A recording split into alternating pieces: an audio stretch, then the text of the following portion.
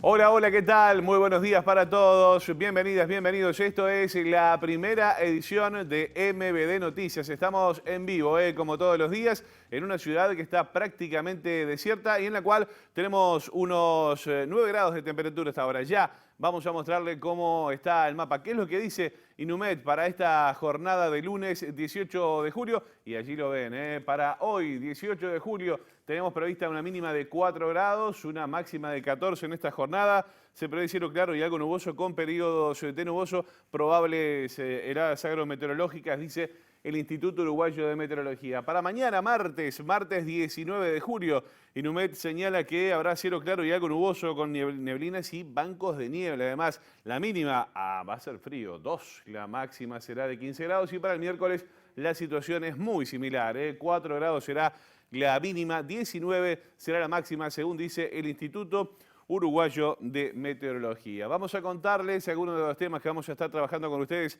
hasta las 8:30 aquí en esta primera edición. El presidente Luis Lacalle Pou y la intendenta de Montevideo, Carolina Cose, van a encabezar hoy en Plaza Matriz el acto por un nuevo aniversario del 18 de julio. Además, a 192 años del inicio del fin de la esclavitud en Uruguay, rastreamos las condiciones de vida de la población afro en diferentes zonas de Montevideo. Eso va a venir más adelante en el móvil de Luca Velos. Y también les contamos que el gobierno flexibilizó a pedido de las empresas normas de fumigación con agrotóxicos, aumentando el riesgo de alguna manera la exposición ambiental y también humana. Vamos a contarles también cómo está y mostrarles en realidad cómo está el tránsito hasta ahora en la capital. Decíamos este feriado de 18 de julio, no hay absolutamente nadie en la calle a esta hora, en minutos. Ahí está, miren lo que es. Eso es a la altura de la Rambla, si no me equivoco. Ahí está, bueno, ahí nos fuimos al Palacio Legislativo y muy poquito tránsito en este 18 de julio y a esta hora, cuando pasan 4 minutos de las 8 de la mañana. Quiero aprovechar para contarles información que nos aporta el Centro de Gestión de Movilidad. Hay una calle cortada, según nos dicen a esta hora. Por ejemplo, Juan Carlos Gómez, entre Rambla 25 de agosto y Buenos Aires. Esta intersección estará cortada hasta las 13 horas. Una media calzada en Francisco Simón, desde Julio César hasta Avenida Italia. Esto será a las 3 de la tarde. Y un dato a tener en cuenta, porque habrá una concentración, esto será en el Obelisco, allí en Boulevard Artigas y 18 de julio. Habrá concentración de jinetes en el Obelisco que luego van a partir en una recorrida por la capital hasta el acto de esta jornada. Esto será a partir de las 11:30 y la concentración será hasta la 1 de la tarde. Les contamos ahora y comenzamos el desarrollo de la información que para las 10:30 de la mañana está previsto el acto del Poder Ejecutivo en conmemoración del 192 aniversario de la Jura de la Constitución. El portal de Presidencia de la República destaca que se va a realizar por primera vez desde el año 2006 un desfile cívico-militar por Plaza de la Constitución frente al Cabildo de Montevideo. Van a participar, entre otros, el presidente de la República, Luis Lacalle Pou, y la intendenta de Montevideo, Carolina Cose, junto con otras autoridades de los gobiernos nacional y también departamental. La historiadora y subsecretaria de Educación y Cultura, Ana Ribeiro, dijo en un video institucional por qué esa plaza se convirtió en el lugar de festejos de hace 192 años.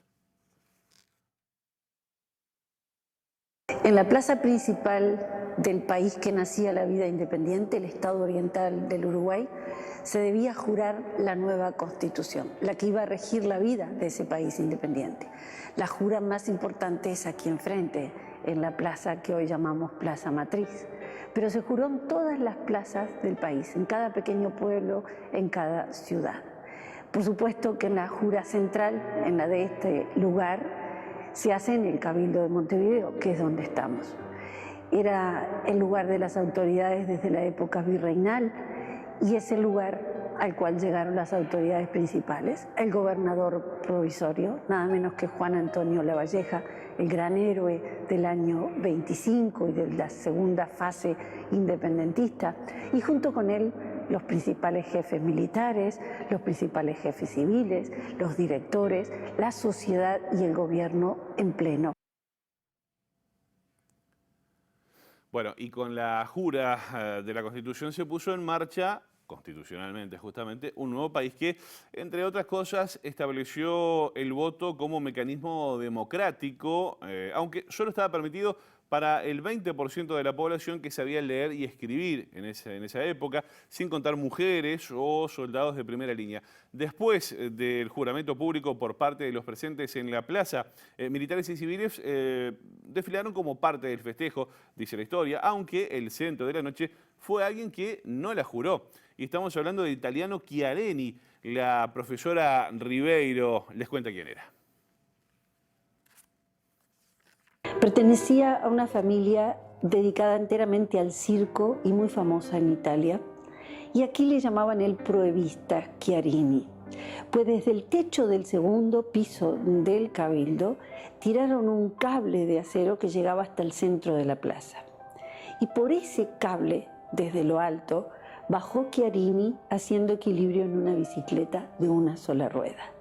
Y atravesó en el tramo final, ya cercano al piso, aros de fuego y luces artificiales. El espectáculo fue deslumbrante para la época.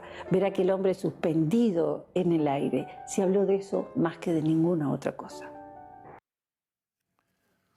Y no es para menos, ¿no? Ver al italiano colgando allí en ese momento, otra que histórico también, ¿eh? Bueno, hace 192 años en la plaza hubo representantes de Brasil y de Argentina que definitivamente resignaban Montevideo, además, por supuesto, Inglaterra como árbitro imperial.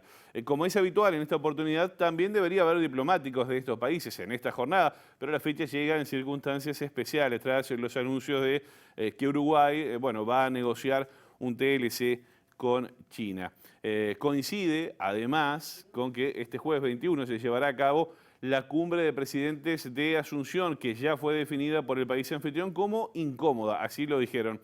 Paraguay y Argentina ya señalaron que las negociaciones con China fuera de bloque violan los estatutos del Mercosur, una posición que la Cancillería de Brasil también defiende. No así el presidente Jair Bolsonaro, que en su momento se mostró dispuesto a flexibilizar de alguna manera las normas. Bolsonaro había dicho el jueves pasado que no iba a concurrir a la cumbre, aunque en las últimas horas dijo que, bueno, está dispuesto a concurrir. Veremos si asisten los diplomáticos y si hablan sobre este tema justamente, al igual que se presume lo hará el presidente Luis Lacalle Pou.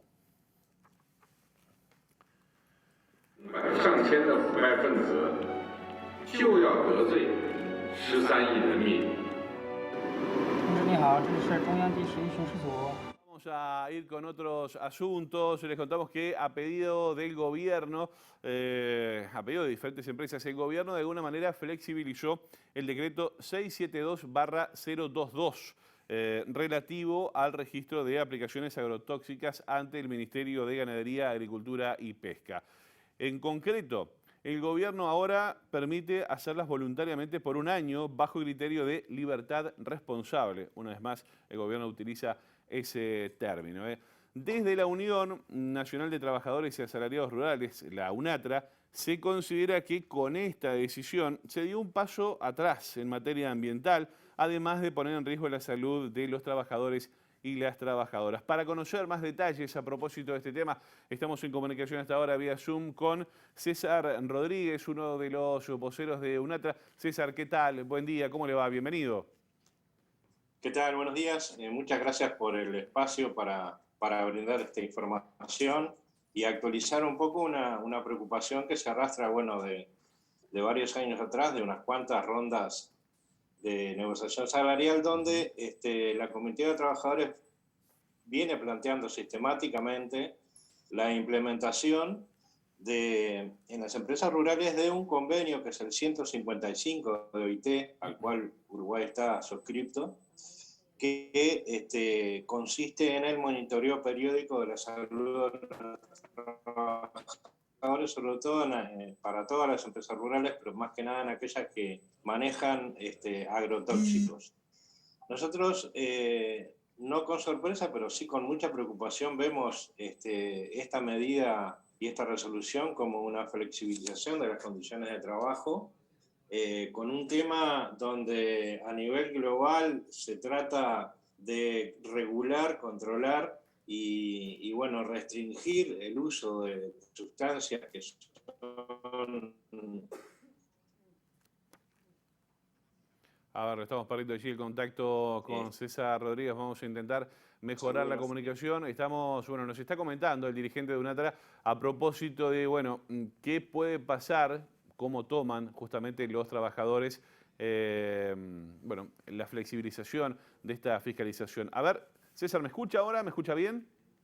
Sí, los escucho bien, perfecto. Bien, perfecto. Bueno, ahí hemos perdido un poco la señal allí. Cosas que pasan en un sub. Tenemos dificultades de alcance acá. A veces pasa, a veces pasa. Quiero retomar lo que usted estaba diciendo, César, y básicamente preguntarle, ¿no? ¿Qué riesgos corren los trabajadores rurales tras la flexibilización de esta normativa? Más que nada, hasta que existió el decreto 672-022, había que registrar todo el manejo y uso de aplicaciones diariamente. A partir de esta modificación, queda librado a la discrecionalidad y a la voluntad bajo el concepto de libertad responsable y de las cámaras, de los empleadores, y es a pedido de ellas, es a pedido de la Asociación Rural del Uruguay, de la Federación Rural del Uruguay, de sociedades agropecuarias y de empresas agroagrícolas, que se hace esta modificación. Nosotros creemos que el retroceso franco en la regulación del uso y manejo de agrotóxicos, como lo dice el comunicado, es barrer con disposiciones que son protectoras también de la integridad física y la salud de los trabajadores. Esta iniciativa, además, nosotros decimos que avanza un paso más en la precarización de las condiciones de trabajo rural, de quienes en algún momento, según las presiones públicas de la presidencia de ARU, prefieren terminar, los trabajadores, su vida en un establecimiento agropecuario antes que acogerse, por ejemplo, a mejores beneficios jubilatorios a más temprana edad. Esto tiene que ver con condiciones de trabajo, con condiciones de vida y con contexto en que los trabajadores rurales se mueven y se desempeñan en los sistemas productivos. Esta es un poco la preocupación que nosotros queremos transmitir. César, Y pensamos que vamos a continuar. La concreta, César, ¿cuáles son los síntomas? ¿Cuántos casos se han presentado los trabajadores? ¿Qué es concretamente lo que les pasa a nivel físico para que la gente entienda un poquito más a qué nos estamos refiriendo? Bueno, hay casos bastante notorios que ustedes afortunadamente se han dedicado a informar muy bien a la población. Es el caso más emblemático, es el de Julio de los Santos, un trabajador muy joven que sufre una incapacidad respiratoria y cardíaca permanente, cuyo caso está ahora en la justicia, tiene que permanecer las 24 horas del día con oxígeno, tiene que dormir con oxígeno. Su sistema respiratorio se ha visto lesionado por el contacto como trabajador, con el contacto directo con agrotóxicos. Y hay una cantidad muy importante de trabajadores en la historia de la producción que han tenido síntomas como, sumado a las altas temperaturas, sumado al trabajar en el agua, han tenido desvanecimientos o problemas cardíacos que son derivados de estas prácticas directas donde falla el control, el contralor, incluso hasta de las concentraciones de los productos. César, en el final le quiero consultar qué dicen las autoridades, más allá de invocar esto de la libertad de responsable, ¿qué va a hacer UNATRA a propósito de esto? Bueno, nosotros tenemos un ámbito tripartito de salud y seguridad laboral que no ha sido convocado. Estuvimos trabajando sobre el tema del trabajo rural a cielo abierto durante inclemencias meteorológicas. Se publicó un decreto en el mes de enero sobre el cual estábamos trabajando para mejorarlo, pero no han sido convocados estos ámbitos y esta decisión se toma por vía decreto, donde dos partes, sociedades agropecuarias, gremiales y empresas aplicadoras de agrotóxicos, solicitan al Poder Ejecutivo esta modificación. Queda claro. Bueno, vamos a seguir de cerca el tema. César Rodríguez, vocero de UNATRA, gracias por estos minutos con MBD Noticias. Muchas gracias a ustedes por el espacio. Placer, que tenga buena jornada. A propósito de este tema, y no solo en el ámbito del trabajo rural, se refirió días atrás aquí en TV Ciudad, en Ciudad Viva, la directora del CIAT, del Centro de Información y Asesoramiento Toxicológico del Hospital de Clínicas, Amalia Laborde. Lo hizo al presentar un informe sobre la presencia en fluidos humanos del herbicida más usado en Uruguay. Estamos hablando del glifosato. Vamos a recordar lo que decía Amalia Laborde. Hicimos un estudio de glifosato en la orina porque es el biomarcador que se usa internacionalmente para medir esa exposición, y hicimos 3 grupos: trabajadores, familia rural que no trabaja directamente la agricultura y población general urbana que no usa plaguicidas. Y lo que encontramos es valores que son mayores en los trabajadores, que son un poco más bajos en la población rural no trabajadora y más bajos en la población urbana, podemos decir, que no usa plaguicidas. Lo importante de medir es entender dónde tenemos el problema y, por lo tanto, dónde tenemos que actuar preventivamente. Ese es el objetivo del estudio. El glifosato es el herbicida más utilizado en nuestro país y en el mundo. Por eso y otros motivos se decidió estudiar sus efectos. Las estadísticas del Centro de Toxicología ocupa uno de los primeros lugares en intoxicaciones agudas, intoxicaciones accidentes o intoxicaciones a nivel laboral, ¿no? Y la otra razón es que es el herbicida que tiene la mayor controversia internacional con respecto a sus efectos. La Organización Mundial de la Salud, de la cual nosotros colaboramos en muchos programas, lo clasificó a través de la Agencia Internacional de Investigación en Cáncer como probable cancerígeno. Pero hay muchos otros plaguicidas que también son probables cancerígenos. Entonces, esa es quizás la preocupación mayor, ¿verdad? Esa probabilidad que no es una certeza, pero que desde el punto de vista científico implica actuar. Doblete de Josema por ahí. Bueno, les decíamos que la jura de la Constitución es el día que marca la jornada, pero hace 192 años también se dio el inicio del fin de la esclavitud en nuestro país. El artículo 131 dispuso que en territorio del Estado nadie nacerá ya esclavo. Queda prohibido, además, para siempre su tráfico e introducción en la República. Mientras que el artículo 132 postergó para la futura legislatura reglamentar la aplicación de la prohibición del tráfico de esclavos. Sería recién en 1842 que se votaría la ley que finalmente abolió la esclavitud, y en 1846 que terminó abolida por completo, iniciando de esta manera un proceso de reinserción que de otra forma fue interrumpido y se mantiene hasta el presente. Estamos en julio, mes de la afrodescendencia, y nuestro compañero Luca Veloz tiene más detalles a propósito de este y otros asuntos. Luca, ¿qué tal? Buen día.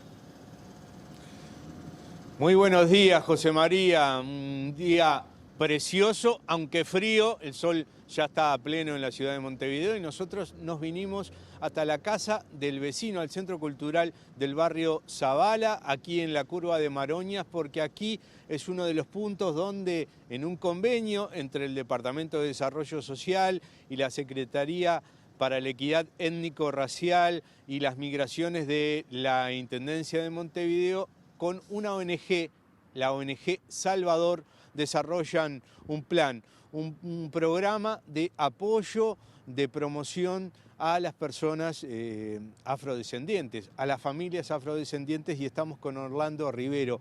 Aquí hasta las 4 de la tarde todos los días atienden a las personas de esta zona, pero no solo en el municipio F, donde estamos, no solo en el municipio G, sino que se desarrollan en toda la zona, me decías, en el eje de 8 de octubre y también en el eje de Aparicio Saravia. Sí, básicamente en todo el municipio, en algunas áreas del municipio D y el municipio G, fundamentalmente donde se concentra la mayor cantidad de población afrodescendiente en Montevideo, que es la parte de periferia, que es el lugar donde prácticamente vive la población negra. Desde 2020 están con este trabajo a través de El Salvador, pero además, ¿ustedes qué tipo de promoción? ¿Qué es la promoción, la atención de las familias? ¿Cómo los ayudan? Básicamente nosotros hacemos 3 cosas. Uno, un servicio de atención, que en realidad tiene que ver con estos puntos fijos, donde las personas pueden venir y se coordina principalmente 3 servicios, que uno es el tema de atención a víctimas de violencia racial, otro trabajo que tiene que ver con orientación laboral y estrategias para inclusión en el mercado de trabajo en estos municipios y en algunas zonas de Montevideo. Después el otro, bueno, estos son de los 3, por el otro lado también se articula a nivel territorial con diferentes grupos y organizaciones, promoviendo la organización para intentar acceder, o que en realidad la gente pueda acceder a los servicios públicos. Eso nosotros lo entendemos como parte de un proceso de intermediación, fortalecer el tema de que la gente pueda llegar y en el caso de que no llegue a extender en los servicios públicos, tanto sean nacionales como departamentales y municipales, a las familias afrodescendientes. Ese trabajo después también va articulado con algunas intervenciones, que en realidad son intervenciones coordinadas, con grupos que pueden ser cultural, deportivo, también de otra índole organizativa, pero se busca básicamente eso. El servicio de participación lo que tiene como fin es de que pues, las personas, resolviéndole los problemas que tienen o intentando resolverlo, puedan tener más voluntad de participar en actividades sociales, culturales y políticas, que ese es uno de los déficits que tenemos como población afrodescendiente en Uruguay. Uno de los datos que aparecen en las encuestas es que en este segmento de población es donde está concentrado mayormente la pobreza. Y bueno, ¿cómo se trabaja eso? ¿Cómo se aborda? Una cosa que también sumarla a eso es que hay un impacto muy alto en el tema de la pandemia y en el proceso postpandémico. Es decir, la población afrodescendiente, la población negra fue de las poblaciones prácticamente la que más sufrió, más teniendo en cuenta las problemáticas de prevalencia y predisposición a determinadas enfermedades que fueron las que agravaron básicamente o agravaban a las personas que se contaminaban o se contagiaban con COVID.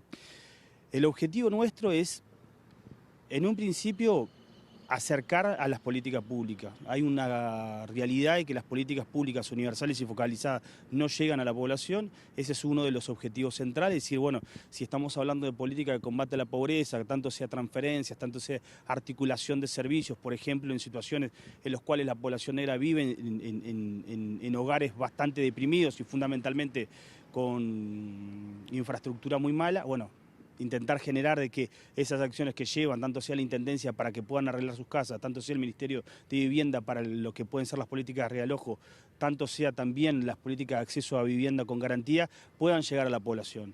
Otro tema central que tiene que ver un poco es el tema de cómo incluir a la población afrodescendiente en el mercado de trabajo, teniendo en cuenta de que en realidad, y ahí se vio con el tema de la situación de la pandemia, de que la población afrodescendiente vive en una situación de informalidad muy abrupta, que no han resuelto las políticas públicas activas de empleo y que después en realidad tienen un gran problema a nivel de lo que es la cobertura de la seguridad social posterior a la jubilación, o en el caso de no acceden a jubilación, o en el caso de la protección de la formalidad con respecto al tema de ser empleado pleno o empleada plena.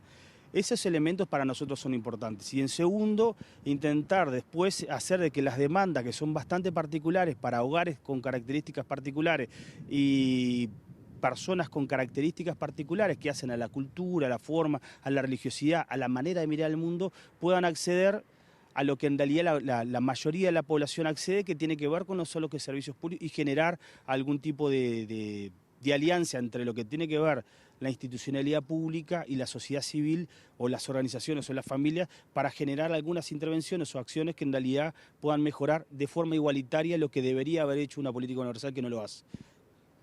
Ustedes están aquí entre las 10 y las 16:30 todos los días, pero también nos decías que por las características de la población también están movilizándose, ¿no? Van hacia los lugares. Claro, en el municipio G, en el barrio Peñarol, ahí en el centro cívico, en el centro barrial Peñarol, y acá es donde nosotros tenemos la oficina, que en realidad compartimos con otras organizaciones y grupos. El objetivo es que en realidad la gente que quiera venir pueda llegar. Ahí nosotros en realidad lo que empezamos a hacer es un poco, es decir, lo que hacemos es generar un registro de las personas que vienen para que en realidad después también, tanto sea la Intendencia, tanto sea el municipio y demás, tenga contacto con esa familia de forma directa, porque nosotros no somos, digamos, una cosa importante, es decir, nosotros no somos aplicadores de política. En realidad lo que intentamos es que la política... Facilitadores. Facilitadores. Eso es un elemento. Y después la cercanía tiene que ver con trabajo mucho más organizado pueden ser grupos culturales, grupos educativos, grupos sociales que estén como comisiones de vecinos, que de alguna manera tienen una cantidad de población o barrios donde hay una cantidad de población, puede ser Piria, puede ser Punta Rieles, puede ser en el caso de la Cruz de Carrasco, puede ser Peñarol, Conciliación y demás, donde nosotros ahí directamente vamos trabajando, generando como una estrategia particular para ese territorio. Orlando Rivero, muchísimas gracias por atendernos. Salvador es la ONG. Atienden aquí en la Casa de Vecino Mateo Cortés y Alférez Real entre las 10 y las 16:30 horas de lunes a viernes y también, como lo decía él, en el municipio G, en el centro de Barrio Peñarol, en Aparicio, Saravia y Sayago también. Esos son los martes y los jueves, de 10 a 16:30. Hay un celular 096-219-137 o llaman al 1950-8604 y también tienen información allí.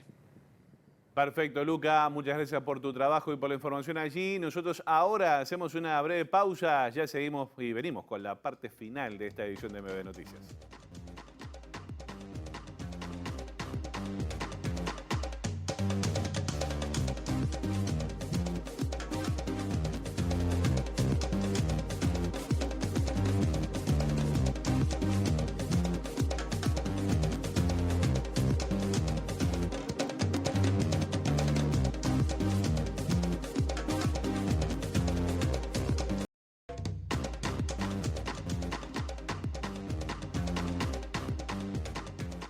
De la mañana, 30 minutos, estamos en el tramo final de la primera edición de MB Noticias. Vamos a contarles algunas informaciones que ya habíamos adelantado, porque la selección uruguaya de alguna manera se está preparando con algo de polémica, ya que más de 20 organizaciones sociales de nuestro país firmaron una carta que solicita a la Asociación Uruguaya de Fútbol y a la selección no prepararse jugando un partido amistoso en Israel. La carta solicita que por favor respeten el llamado del pueblo palestino y de sus futbolistas a no colaborar en el lavado de imagen del régimen de ocupación militar y de apartheid de Israel a través del juego bonito y del deporte. Es por eso que estamos en comunicación hasta ahora con María Landi, integrante del movimiento Uruguay No Vayas. Y ya le preguntamos de arranque, María, gracias por recibir el contacto de MB Noticias, ¿por qué se da esto? Hola, buenos días y muchas gracias.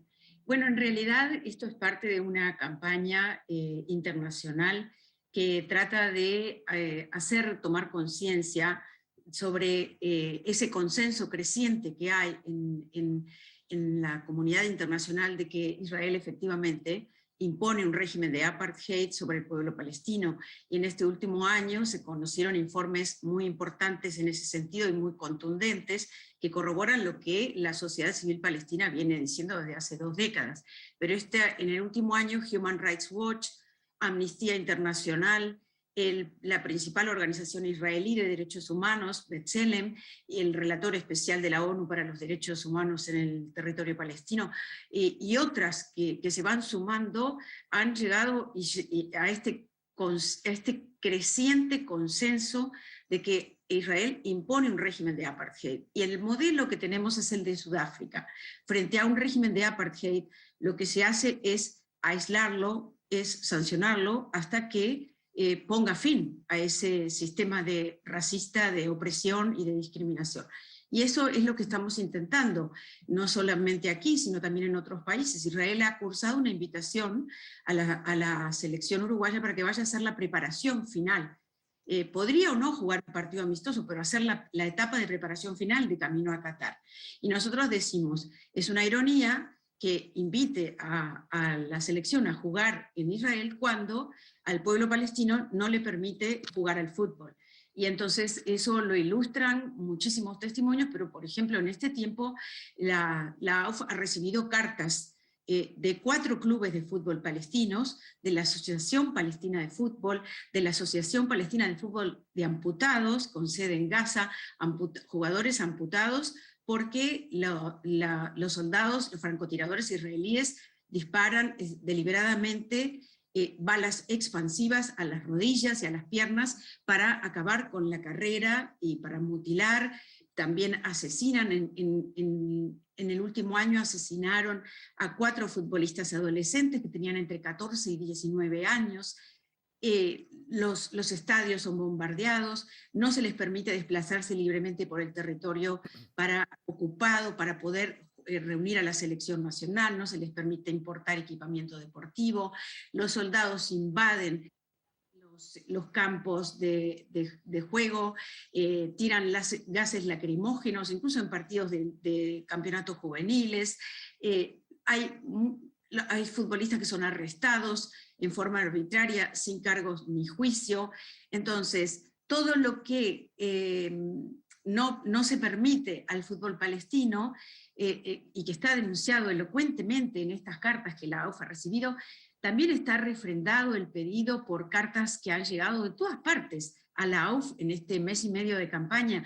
Han llegado cartas de organizaciones judías, del propio Israel, de Canadá, de España, de Argentina. Han llegado cartas de Sudáfrica, de quienes vivieron contra el régimen de apartheid sudafricano y que como modelo, y es parte de nuestra consigna también, con el apartheid no se juega.